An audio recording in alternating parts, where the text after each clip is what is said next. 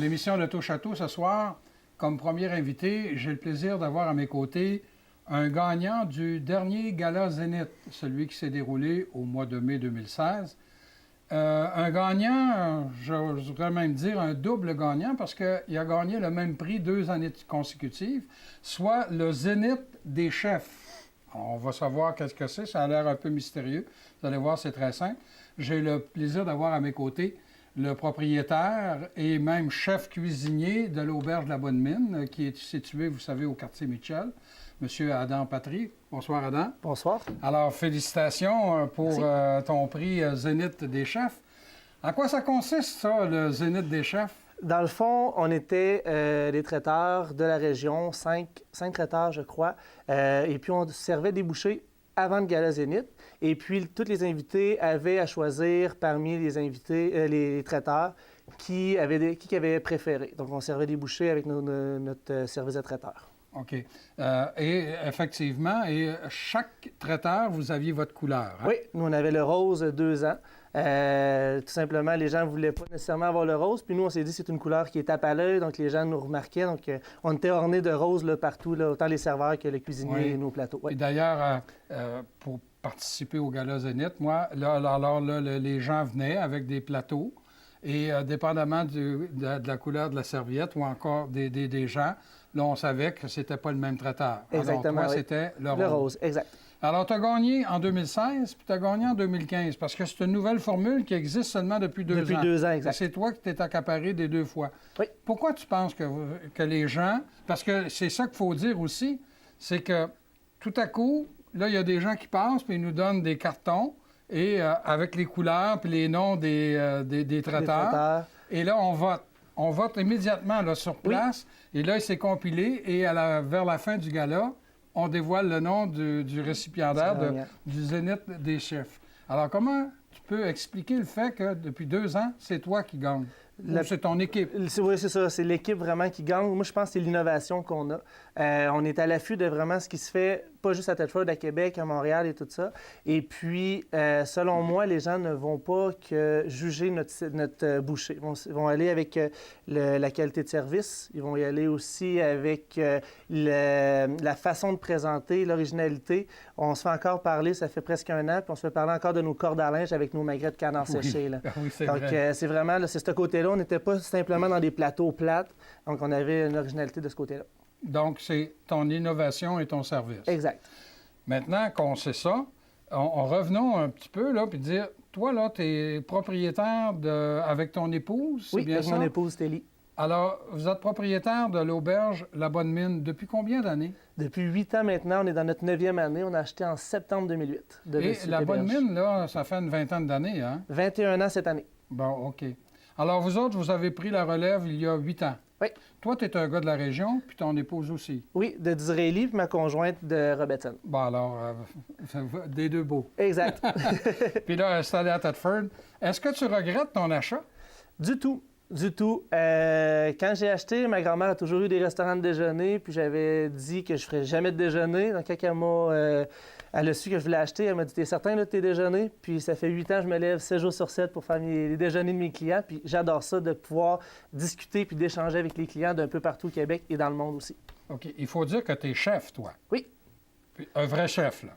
Un chef qui a appris sur le tard parce que de profession, j'étais serveur. Mais avec tout l'achat de l'auberge, j'ai retourné à l'école et puis j'ai appris là, maintenant là, de cuisine. Et puis j'ai beaucoup d'amis qui m'aident autour de ça. Bon, si on se souvient bien, il y a une vingtaine d'années, moi j'étais là, les 2 propriétaires étaient situés, quand on s'en va au quartier Mitchell vers Black Lake, qui était à gauche. Exactement. Maintenant, dans vous autres, vous êtes à droite, parce qu'eux autres, ils ont acheté la maison qui était à droite. Oui, ils ont acheté là 17 ans. Ça fait 17 ans qu'ils sont dans cette bâtisse-là, qui était une maison de l'Asbestos Corporation, les dirigeants qui avaient ça. C'est ça. Et puis... Ils appelaient ça en italien un guest house. Exactement, le guest house. Exact. Alors, est-ce que ça veut dire ça que dans l'Auberge de la Bonne Mine, vous offrez encore un service d'hébergement? Quels sont les services que vous offrez, vous autres? On a le service d'hébergement. Donc, on a 4 chambres régulières. On a une suite qui est un 4,5, donc 2 chambres à coucher, salle de bain, cuisine complète et salon. Ensuite, on a le service de restauration. Donc, on a 4 salles qui peuvent recevoir jusqu'à 150 personnes total. On a le service de traiteur qui peut aller jusqu'à 350 personnes. On se promène un peu partout. On s'en va j'ai fait 2 traiteurs à Sherbrooke. On s'en va même jusqu'au Saguenay. On va... oui? Oui. Après ça, on a aussi... à Woodstock, la grange de Woodstock, on a un mariage cet été qui s'en vient. Kenner's Mill aussi dans un verger. Donc, on se promène un peu partout, là, puis c'est toujours des défis là, qui nous apportent. L'auberge La Bonne Mine, est-ce que au niveau de l'hébergement, c'est ouvert À l'année. À l'année? 7 jours sur 7. 7 jours sur 7. Pas la restauration, par exemple. Non, hein? la restauration pour la période hivernale, on est ouvert du mercredi midi au vendredi midi et du jeudi soir au samedi soir. Et pour la période estivale, on rajoute le mercredi soir pour suivre le théâtre des bâtisseurs là, avec qui on fait le service de souper forfait avec la pièce de théâtre. Oui, et je pense que aussi vous avez un souper forfait avec Spectar. Oui, avec aussi, Spectar hein? durant l'hiver. Là, donc, les gens, quand ils vont acheter le billet sur Internet, peuvent prendre le forfait aussi là, pour le souper. Là, tu me dis que vous êtes ouvert du jeudi au samedi soir. Oui. Actuellement. Présentement, oui. Jusqu'à la Présentement. Saint-Jean-Baptiste. Et cet été, ça va du mercredi, au samedi soir. Et tu me dis que vous avez de l'espace pour 150 personnes dans 4 salles. Dans 4 salles. Est-ce que vous recevez, je ne sais pas moi, j'appellerais pas ça des congrès, mais des réunions d'affaires ou oui. des choses du genre? Oui, on a des réunions souvent de familles, beaucoup de familles. On a un espace génial pour les mariages avec le gazebo à l'extérieur et puis le petit bassin. Mais on a beaucoup aussi de gens qui veulent être à huis clos, être tranquilles. On a un petit salon de 10 personnes, donc réunions d'affaires qui veulent vraiment Ou être... une petite fête de famille. Petite fête de famille aussi. Donc, on est capable là, de vraiment, là, avec nos 4 salles, de répondre à tous les besoins et rester dans l'intimité. OK. Vous avez combien d'employés à l'auberge de la Bonne Mine? Présentement, 12 employés. Ah oui? Mais on est capable, là, quand on fait justement le service de traiteur, on peut monter jusqu'à 30 employés. Oui, bien, j'imagine, là, je prends l'exemple là, du Gala Zénith 2016. Vous deviez faire des bouchées pour combien de personnes? Cette année, je crois, c'était 500 personnes, je crois. Oui. Donc, c'est quand même beaucoup là, de monde en même temps. Puis, auparavant, quand c'était la formule assise au cégep, on allait faire le service assis 350 personnes qui prend encore plus de monde pour servir le repas en dedans de 2 heures, qui est un 5 services. Oui. Et là, vous deviez présenter combien de bouchées ou de plats Le différents? nombre de bouchées était à notre discrétion. Ah oui? Nous, de mémoire, je crois, on avait 4 ou 5 bouchées. On ne voulait pas faire beaucoup de bouchées, mais avoir de la qualité, puis avoir des bouchées qui seraient quand même bourratives parce que les gens passaient la soirée assis pendant quand même 3 heures. Donc, les gens arrivent vers 5h30, 6h, ils n'ont pas nécessairement mangé. Donc, on est allé avec des choses là, qui étaient plus nourrissantes. Donc, ça, c'est tout étudié d'avance, là. Oui. On est déjà en train de penser à ce qu'on va faire cette année. Bien, justement, quand on parle de bouffe, là, restons dans la bouffe, pour un gourmand comme moi. J'ai pas dit gourmet, hein, j'ai dit gourmand. C'est quoi la spécialité de l'Auberge de la Bonne Mine ou de sa table, là?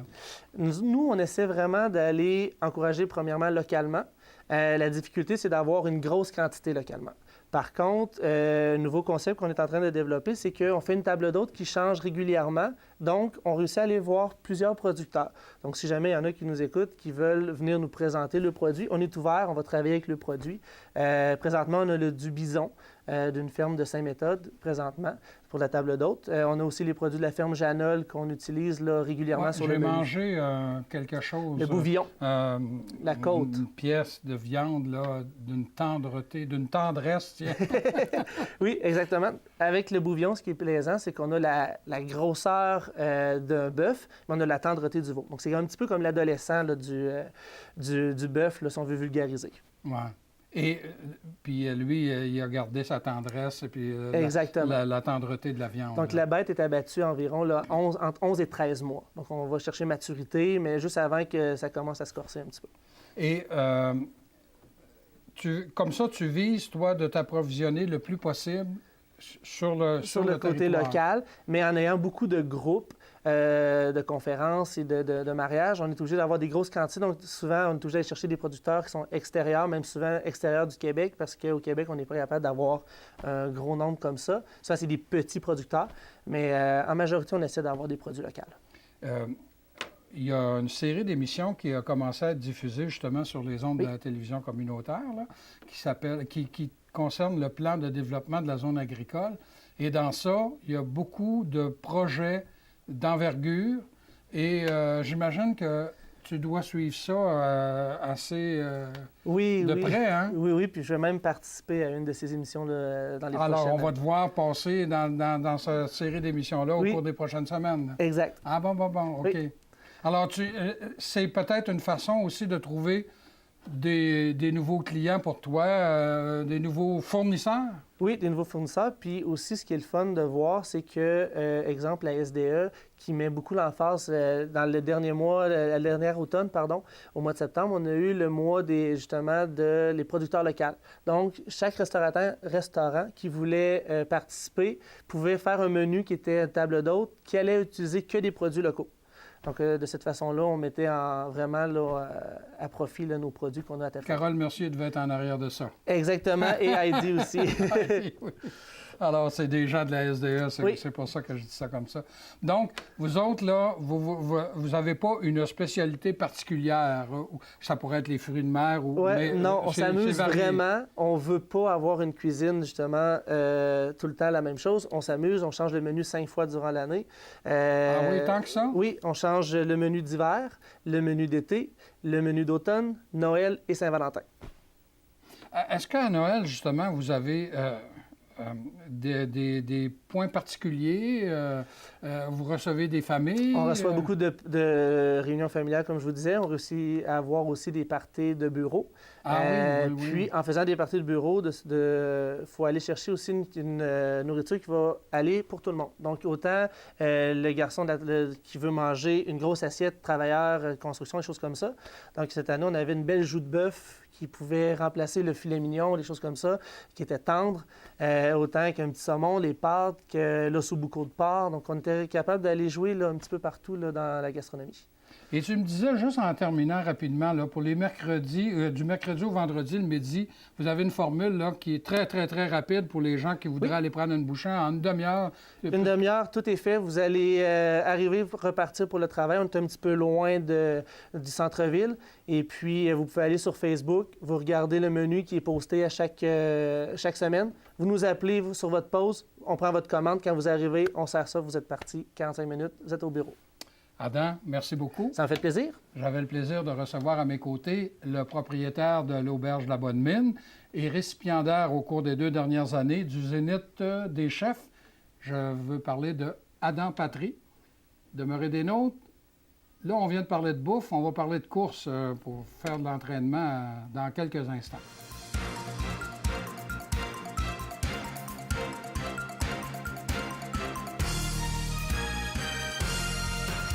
J'ai dit juste avant la pause qu'on parlerait de course pour digérer un peu plus.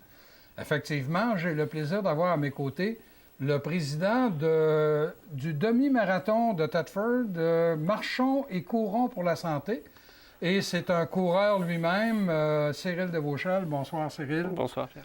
Alors, tu es président, je ne suis pas surpris, hein, je te le disais juste un peu avant le début de l'émission. Parce que toi, là, des courses, là, des demi-marathons et marathons, t'en as fait. J'en ai fait quelques-uns, effectivement. Puis là, j'ai fait quelques marathons, des demi-marathons et un peu plus. Depuis 4 ans, je dirais que je cours pas mal. Oui, parce que moi, je t'ai comme ami sur Facebook et je vois tes photos et tu fais même courir il y a un de tes fils, en tout cas, qui court avec toi. Oui, bah, c'est un bon exercice qu'on peut faire en famille, donc on en profite. Oui. Et là, tu te retrouves un job payante, président de l'organisme. Oh, t'as pas l'air de ça. Ah oui, non, c'est du super bénévolat, mais c'est Oui. une superbe expérience. Puis surtout, c'est un très bel événement. Donc oui, on est un bon groupe pour organiser ça. On est bien content de faire ça. Et c'est laquelle énième édition en 2017? Alors, dans 2017, on va avoir la 5e édition. C'est, comme je disais tantôt, un nouveau groupe qui a repris l'organisation en main. Donc, ça va être pour nous notre 2e organisation. Mais pour le demi-marathon de Thetford, c'est la 5e. OK. Est-ce que le but de cette activité-là, à l'origine, là, parce que moi, j'ai reçu ici, au moins les 2 premières années, la personne responsable là, de ce demi-marathon-là. Oui. Et elle ce demi-marathon-là, les profits allaient à des causes qu'on peut parler de santé, là, Est-ce que c'est toujours pas mal la même chose? Quand on dit marchons et courons pour la santé, c'est toujours ça? C'est toujours ça. On a toujours comme objectif dans notre organisme de distribuer des bénéfices aux organismes qui œuvrent dans le secteur de la santé et du bien-être. Donc c'est ce qu'on fait, on continue à le faire, tout en gardant quand même comme optique de faire un événement qui soit une attraction intéressante pour les coureurs. Donc pas tout investir dans la redistribution des bénéfices, mais en faire un peu aussi pour les coureurs, mais un beau partage des deux et ça fait un bel événement. OK. Et l'année dernière, vous en étiez, la nouvelle équipe, là, à votre première édition, si on veut, la première expérience. Oui. Vous avez remis combien d'argent et à qui? Alors l'année dernière, on a remis 8 000 $ à 2 organismes. Le premier qui est le groupe Cancer et Vie et le deuxième qui est Coup de pouce Nourrice. OK, 8 000 $ au total. 8 000 $ au total, donc 4 000 $ pour chacun de ces 2 organismes. Oui. Moi, je vois ça passer sur Facebook depuis le mois de janvier. Vous êtes déjà en période d'inscription. Alors, on est déjà. Il y avait même un spécial, je pense, le 1er février. Là, il y avait un rabais. C'est bien ça, hein? C'est bien ça. On a fait un lancement exceptionnel. Donc, pour le 1er février, c'était la première journée d'inscription. On a fait quelque chose qui se fait nulle part ailleurs au Québec, c'est-à-dire faire l'inscription au même prix pour les 4 courses qu'on organise en même temps. Donc on avait 15 $ pour les 4 courses et on a eu un très très beau succès pour cette journée-là parce que rien qu'en une journée, on a eu plus de 325 inscriptions. Oh mon Dieu, vous êtes rendu à combien à peu près d'inscriptions? Alors on est rendu dans la vingtaine de février. Là. Alors aujourd'hui, on en est rendu à peu près un peu plus de 400 inscrits déjà. Ah bon? Donc on n'est pas loin de la moitié de notre objectif. Pas loin de la moitié. Donc si je sais compter, ça veut dire que vous visez quelque chose comme 1000? On vise environ 1000 cette année, oui, ça c'est un beau chiffre qui nous plaît bien. On aurait aimé l'atteindre l'année dernière, c'était notre première édition, donc là maintenant on est beaucoup plus connu. On a fait un gros travail, notamment dans l'équipe, pour faire connaître l'événement au niveau du Québec. Notre page Facebook nous a énormément aidé pour ça. On a presque 1000 personnes qui nous suivent sur la page Facebook et nos publications sont très très suivies. Donc c'est ce qui a permis cette année d'avoir en une seule journée 325 inscriptions. L'année dernière, on a eu à peu près 260 inscrits pour la première semaine, pour vous donner une idée. Et l'année dernière, il y en avait combien d'inscrits et de participants? Là? Alors l'année dernière, on a eu à peu près 750 inscrits. On a eu un peu plus de 620 coureurs le jour de l'événement dû à la météo, qui n'a pas été très favorable. Ah non, ah bon. On a eu une belle pluie, puis il y avait des menaces aussi, des gens de l'extérieur qui n'ont pas voulu venir, sachant la météo qui s'en venait. Mais on a quand même eu plus de 600 coureurs qui ont participé, qui ont apprécié malgré la météo. Ouais. C'est à peu près la seule chose que vous ne pouvez pas contrôler, ça, la température. Non, on a fait... nature, c'est sautes d'humeur, ça. C'est difficile à contrôler. On fait des demandes, on remplit des dossiers, mais ce n'est pas toujours payant.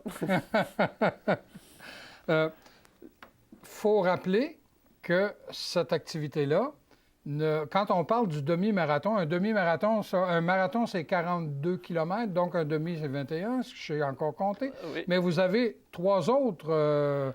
on a 3 autres courses. Oui. Tout à fait. Donc on a un 10 km, on a un 5 km. Donc le 5 km, les gens peuvent le courir ou le marcher.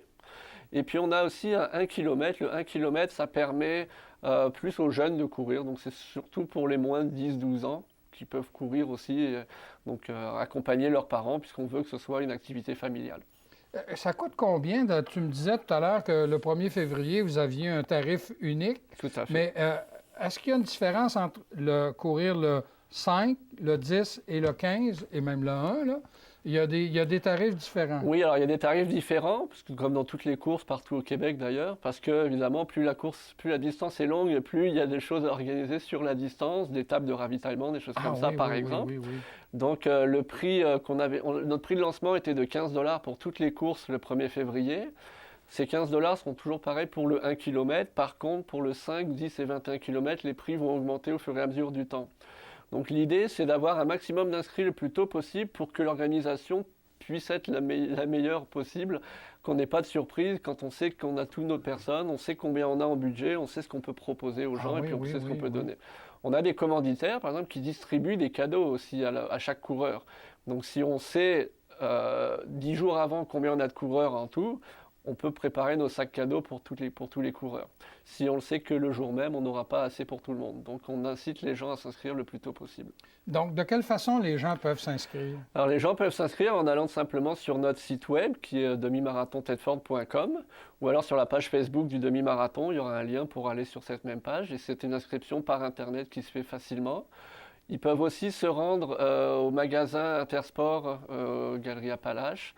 Et également, j'ai oublié le dernier magasin, il y a un autre magasin, Cardio Plus, excusez-moi. Au magasin Cardio Plus également, sur place, ils peuvent s'inscrire.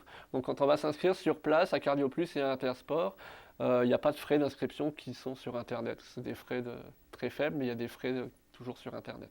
Bon. Alors, ça, c'est la façon de procéder. Oui. Est-ce que vous allez avoir sensiblement le même ou les mêmes parcours que les années passées? Alors, par rapport à l'année passée, on devrait avoir à peu près le même parcours, à quelques détails près. On a eu des commentaires au niveau de nos parcours sur certains endroits. Peut-être qu'on va modifier. On veut aussi essayer de mettre de l'avant certains aspects touristiques de notre région. Donc, peut-être qu'on va faire passer le parcours à un ou deux endroits stratégiques au niveau du tourisme. Mais globalement, les parcours vont rester très proches. Donc, il faut savoir qu'on va partir de la polyvalente de Tedford pour arriver à la polyvalente. Ce sont tous des circuits en rond pour que les gens soient au même endroit au départ et à l'arrivée. Est-ce que je peux me risquer à poser la question, est-ce que vous avez prévu que les coureurs passent comme par hasard devant le centre historique de la Mine King?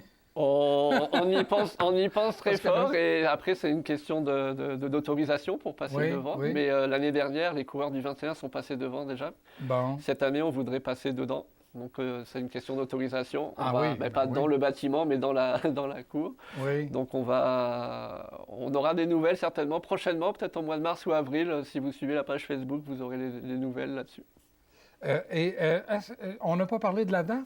Ça a déjà été au printemps. Les premières années, il me semble que c'était au printemps. Les premières années étaient au printemps. Nous, on a regardé en fonction des courses qui se passaient au Québec en général et aussi le fait qu'au printemps, c'est très proche de la sortie de l'hiver. Donc des fois, les coureurs ne sont pas prêts. Ils se disent c'est un demi-marathon juste en sortant de l'hiver, c'est un petit peu difficile. Donc on s'est situé à mi-septembre pour être suffisamment loin des deux gros événements de la province qui sont le marathon de Québec et le marathon de Montréal. Donc on se situe à peu près 2 semaines après Québec et 2 semaines avant Montréal. Donc c'est le 17. C'est le 17 septembre, oui, cette année. C'est un samedi? C'est un dimanche. Ah, c'est un dimanche. C'est un dimanche matin. Le dimanche 17 septembre cette année 2017. Et les courses, vous commencez à courir à quelle heure? Alors les courses commencent, l'année dernière on commençait à 9h la première course. Donc c'est 9h, 9h après c'est tous les quarts d'heure à peu près qu'on lance chaque course. Et j'imagine que c'est le 21 qui part le premier parce que c'est eux autres qui n'ont le plus long à faire? Non, on a parti... Ah ben là, moi je connais pas ça. L'année dernière, on a parti les enfants au premier. Donc on a fait le 1 km d'abord et ensuite effectivement c'est le 21, le 10 et le 5 qui partent progressivement. Alors là, la période d'inscription est amorcée. Tu me dis que vous avez déjà plus que 400 personnes d'inscrites. Tout à fait. Mais on peut s'inscrire jusqu'à quelle date? Alors on peut s'inscrire idéalement, on peut s'inscrire le jour même, mais idéalement, il faudrait s'inscrire jusqu'à une semaine avant l'événement pour pouvoir bénéficier d'une puce pour être chronométré pour toute la course. Oui, c'est vrai ça. Il y en avait été question parce que j'ai toujours reçu quelqu'un, moi, pour parler du demi-marathon de Tedford. Oui. Et il disait ça que maintenant, vous étiez équipé pour permettre à un coureur de savoir exactement le temps précis qu'il a pris pour faire son 5, 10 ou 21. Même son 1 km. Effectivement, chaque coureur a une puce à coller à son dossard. Donc, il pourra avoir exactement son temps au moment où il passe la ligne de départ jusqu'au moment où il traverse la ligne d'arrivée. On fait affaire avec une compagnie qui est spécialisée dans les courses pour faire ça. Et ça marche très, très bien. Mais ça, comme tu dis, il faut le faire. Il faut s'inscrire au moins, minimalement, une semaine avant parce que tout à fait. Ça ne s'improvise pas, là. Non, il faut le temps de commander les puces, commander les dossards. Donc, le temps d'avoir tout ça, puis d'avoir les noms qui correspondent aux puces. Si on n'a pas les noms des gens, on ne peut pas les mettre dans leur dossard, donc on ne pourra pas les chronométrer, ce qui est dommage. Donc, on demande à ce qu'une semaine à 10 jours avant, idéalement, que tout le monde soit inscrit. Est-ce que, comme toi, là, qui est un coureur tu dis depuis 4 ans, puis moi Ouais. je te suis, puis tu en fais plusieurs là, durant l'année. Oui, Est-ce que vous planifiez votre saison à Oui. l'avance? oui, tout à fait, parce que c'est quand même assez difficile physiquement, hein, même un demi-marathon. 21 km, c'est pas 42, mais ça reste quand même une épreuve physique, hein. Donc il faut planifier. Donc on s'organise notre entraînement en fonction des courses qu'on veut réaliser tout le long de l'année. Et c'est pour ça que c'est important pour chaque coureur d'avoir la date le plus tôt possible de chaque Oui. événement. Et j'imagine que ceux qui font les 21 et 10 km, entre autres, ça doit être des réguliers. Et eux autres, ils s'inscrivent tôt pour pouvoir bénéficier justement du chronométrage. Hein? Oui, je dirais que ceux-là s'inscrivent tôt, puis surtout s'inscrivent tôt cette année pour pouvoir bénéficier de prix intéressants, Ah parce oui. que c'est les courses les plus chères, les 10 et le 21. Donc plus on s'inscrit tôt, évidemment, et plus le prix est bas. Et puis on fait des prix qui sont parmi les mêmes, je pense, les plus bas au Québec dans nos courses. Bon, alors pour savoir les tarifs, là, et Oui. les gens ont juste à aller sur www.demi-marathon-thetford.com, Oui. puis ils vont tous avoir les renseignements, même Oui. la feuille d'inscription. Tout à fait, tout est là sur le site. Et puis qu'ils n'hésitent pas, s'ils ont des questions, à nous envoyer des messages sur notre page Facebook également. On répond assez rapidement généralement. Bien, merci beaucoup, Cyril. Ben, ça me fait plaisir. Je vous invite à nous revenir la semaine prochaine.